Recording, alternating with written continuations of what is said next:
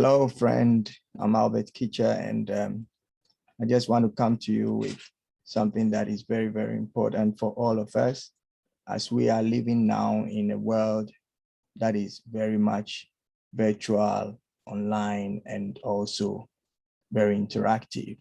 We have to be very careful as to how we communicate and share our views.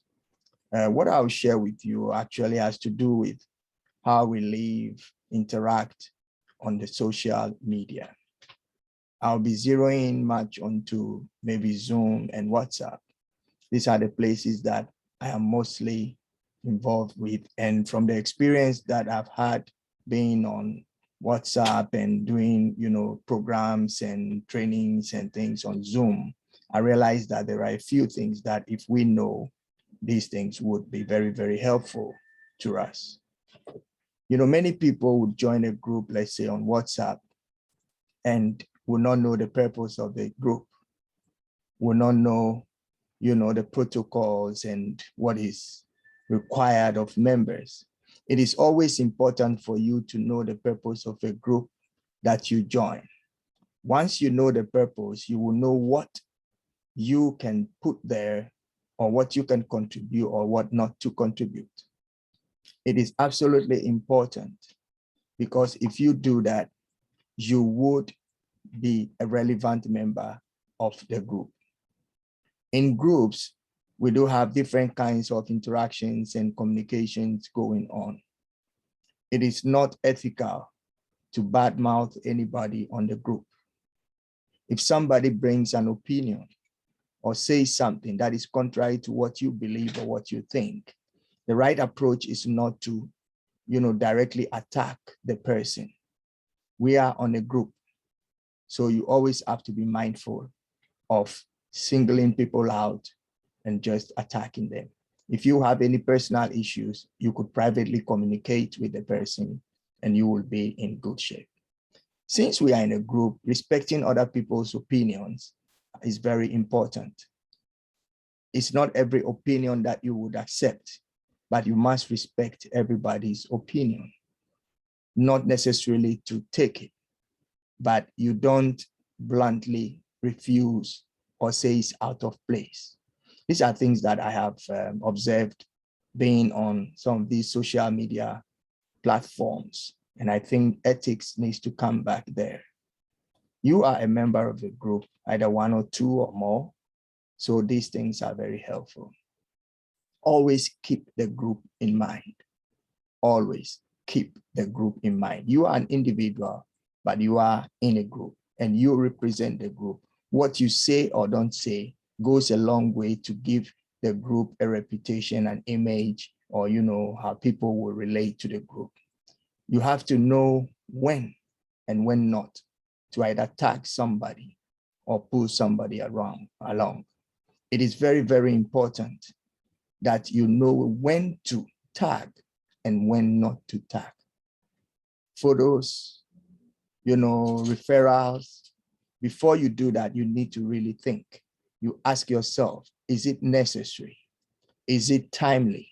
Is it relevant? Remember these three things. Is it necessary? Is it timely? And is it relevant? We all now live on social media. We interact with people we never see. So it's always important to leave people with the feeling of you are there and you are there for a positive reason. It is very important. Before you post anything on any group, you must be sure that either no one has posted that thing or, what you are going to post will not be a repeat. Most of the times we receive things from maybe other platforms which are equally important and interesting, and we want to share with our people, but we have not been on that platform maybe for the past 2 hours, and we just come and post, only to realize 3 people have posted that already. It is not healthy when you are on a group using data and having a repeat of things that have been there. That also talks to the group about you, that you don't read what others have posted. Always make it a point to glance through what is on the group before you post. Also, if you are an administrator or even just a member of the group, you would always know when somebody joins or somebody leaves. When people join groups, it is ethical to welcome them, to tell them you are happy they are part of this group, this family, whatever you call it, and let them feel at home. Sometimes people join groups because somebody invited them.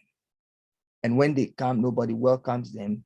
They feel they are in the wrong place. And what you see is they check out. Now, when people leave groups, it's also another issue. The whole group knows that this person left. Either your name or your number shows that you left. Leaving a group could not be maybe intentional. There are times that somebody might mistakenly, what do you call it, hit the leave the group knob, and then he leaves the group. So that is accidental. He can call back to the administrator and he will be reinstalled onto the group. In that case, we say this person mistakenly got off the group. But if in case you want to leave a group, do not leave unceremonious. Give reasons and give information.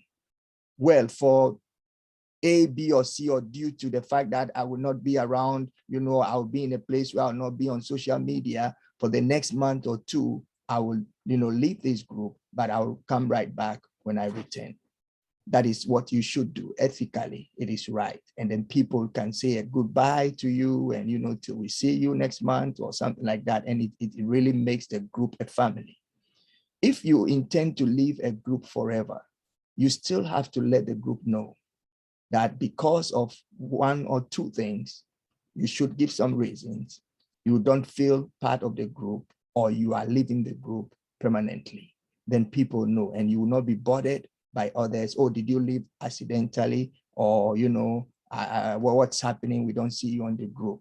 It is very, very important. You must understand it is normal for people to join groups and it is normal for people to leave groups. That is why we have the leave the group and we have the join the group. So there is a time you join and there are times when people leave. Don't take it personal, especially if you are an administrator. You might want to have a chat with the person. Probably somebody said something, somebody posted something that they do not want, and they might be offended. This is why we should know the purpose, the protocols, the rules, the do's and the don'ts of our groups. I wish I can say more, but because of time, I don't want this to be lengthy, but there are a few things that I would like to touch on before I leave you. I want you to also be mindful if you are in a group that is comprising of different age groups. If it comprises of different age groups, you must be also sensitive to the different ages. So certain things you would post, you must make sure that either it appeals to everybody or you make it a setting, specific to these people. Well, this thing I'm posting will be interesting to the 50s and 60s amongst us. So you let people know. The other thing is if you are going to post something, a video, a photograph, something that is graphic, horrible, or not really, decent, you need to inform the group that I'm about to post something and viewer discretion is encouraged. You need to make sure that is done. If you don't do that, then you're taking people on the group for granted and you are not contributing towards the good of the group. Before you post anything horrific, graphic, whatever, tragic, please let people know what is coming and they will be ready for that. It is very, very important. You have to build a very positive image as a member of the group. The way you handle yourself on the group goes a long way to let people know who you really are and what you can do. There are some people who you might see on a group, maybe usually posting jokes because they maybe enjoy jokes or they do get access to jokes a lot. There are some who may be posting, historical things, and that is maybe where their interest is. There are others who may not be posting anything at all, but don't be a member who is dormant on the group. At least if you don't have anything to say, if somebody posts something and you read it, you can comment and say a good article. good information. Thank you for sharing. You don't necessarily need to know the name of the person or be connected with the person directly, but because you are part of the group and you know the aim of the group, because that person is on the group, he's become part of you. So you are free to comment and you are free to encourage. The other thing that you should be careful not to do when you are on a group is that somebody sends maybe a long article that might take not less than 3 minutes to read. The moment the article comes, you comment and say, good article, wonderful. I know you cannot read this thing in a minute. So that shows that you're just saying good, but you don't even know the contents. Give yourself some time before you comment. Don't be in a hurry to be the first to comment. It's not everybody who wants to read long things. So once again, if you're also going to post something that is very long, you let people know this is a long read, but I think it's very important. Take your time, read it, and enjoy. It is absolutely important that we maintain a high level of etiquette before everybody on the group. Value and also respect the privacy of people. You might be in a group with somebody, and you may see some information about the person on another platform. You don't really have to pull it from there and bring it on that platform. You must respect the privacy of other people. If somebody intimates and tells you something on the group, on the side, you don't need to make it public. You would be betraying the trust that a person has in you. We need to observe these protocols. Very, very important.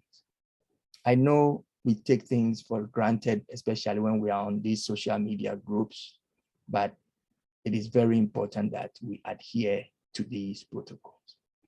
Before I finish, let me say a few things about being on Zoom. When you join a Zoom meeting, it might be just for, a chat, people wanting to correspond or, bring some information, whatever it is. Once it's a Zoom meeting, when you get on the meeting, if you are not the person speaking, make sure you mute your microphone. Once your microphone is muted, any background noise from where you are will not distract the meeting that you are entering into. If you are the host of the meeting, be mindful that people are waiting to join. So anytime you see that there is someone in the waiting room, you must, as quick as possible, admit the people. In some cases, you would have a co-host. The co-host is your assistant, and the co-host has the, opportunity to also admit people, to mute people if they are making noise unnecessarily on the platform. But your responsibility is to make sure your mic is muted when you are not speaking. And when you have to speak, all you need to do is to click and then you begin to speak. It is absolutely important. If on the platform, on the Zoom meeting, it is encouraged that you put your video on, then I advise you to put your video on. Now, when you put your video on, make sure you are positioned in a way that anybody who sees you will appreciate it, and it will bring some kind of respect to the meeting. Sometimes we go on Zoom meetings and you see people lousily lying on their beds and maybe on their couch, cleaning their ears and, picking their tooth, and all those things are very, very nasty. Please, when you are on Zoom, I know you are in the comfort of your home. I know you are relaxed, but it doesn't really show sign of respect, especially if what you are talking about is very serious. And then you just lying in bed and, that's not nice. So make sure you compose yourself, and you are not posing for anybody, but at least people need to see you. The way you are seeing me, you can see me, you can see some of the gestures I'm making. I'm not connected in a way that I want you to see everything around, but there are times when people, they just vanish, in their seat, they just go and they hide, something like this. You don't see, so what is this? This is not nice. This is nice too, but it looks like a sinking man. So what you need to do is to make sure that you are positioned in a way that when people see you, they know you are with them and you are not away from them. This is very, very important. Well, before I leave, I want you to know you must always test your connection before you even join. Especially if you are the host, if you are presenting, make sure you get acquainted with everything. Sometimes we come on Zoom meetings and somebody is supposed to do a presentation and doesn't know which knob to even press. Do a little bit of research before you come. I'm your friend, your colleague, Albert Kitcher. I'm interested in your welfare and I'm interested in you doing good as you communicate on social media. Have a beautiful day until we talk again about some of these things that matters. I hope this has been helpful to you. Share with friends and make sure you also practice what you have heard. This is not all that there is, but at least I have shared the little that I have and know with you. Have a beautiful day. Bye-bye.